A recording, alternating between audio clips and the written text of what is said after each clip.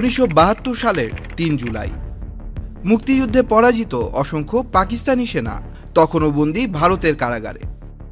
সংখ্যার হিসেবে যা ছিল দ্বিতীয় বিশ্বযুদ্ধের পর সবচেয়ে বড়। অন্যদিকে ভারতের হাতে তখনও পশ্চিম পাকিস্তানের প্রায় 5000 বর্গমাইল এলাকা। বাংলাদেশের মুক্তিযুদ্ধ পরবর্তী সময়ে এমনই এক উত্তপ্ত পরিস্থিতিতে ভারতের সিমলায় উপস্থিত হন পাকিস্তান এবং ভারতের তৎকালীন দুই প্রধানমন্ত্রী জুলফিকার আলী ভুট্টো এবং ইন্দিরা গান্ধী সহ বেশ কিছু উচ্চপদস্থ কর্মকর্তা। উদ্দেশ্য একটি চুক্তিতে পৌঁছানো, মূলত বাংলাদেশের মুক্তিযুদ্ধকে ঘিরে। এ সময় ভারত পাকিস্তানের মধ্যে শত্রুতা অবসানের একটি গুরুত্বপূর্ণ চুক্তি ছিল সিমলা চুক্তি।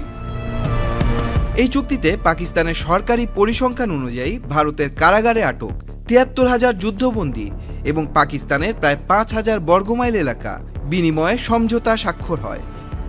৯ মাসব্যাপী বাংলাদেশ পাকিস্তান যুদ্ধকালীন সময়ে সীমান্ত নিয়ে সৃষ্ট উত্তেজনা কমাতেও এই চুক্তি কাজ করে।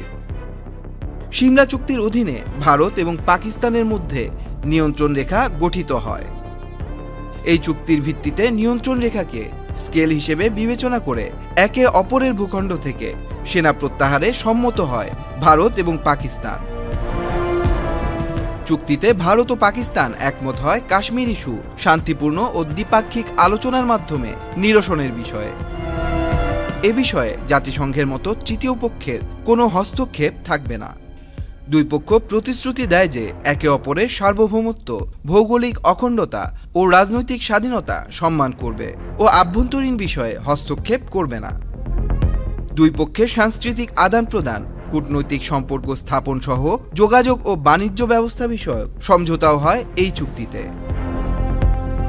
তবে সম্প্রতি বাংলাদেশ সফরে এসে পাকিস্তানের উপপ্রধানমন্ত্রী ও পররাষ্ট্রমন্ত্রী ইসহাক দার দাবি করেন ৭১-এর গণহত্যার জন্য ক্ষমা চাওয়া সহ বাংলাদেশে গণহত্যার বিষয়টি সিমলা চুক্তির মাধ্যমে সমাধান করা হয়েছে, যা নিয়ে নতুন করে শুরু হয় আলোচনা সমালোচনা। কিন্তু বাস্তবিকভাবে এই চুক্তির আওতায় পাকিস্তানের চালানো গণহত্যা বিষয়ক কোনো বক্তব্য আলোচনার ইস্যু ছিল না বলছেন বিশ্লেষকেরা। Tanmoy Mahmud, channel I online.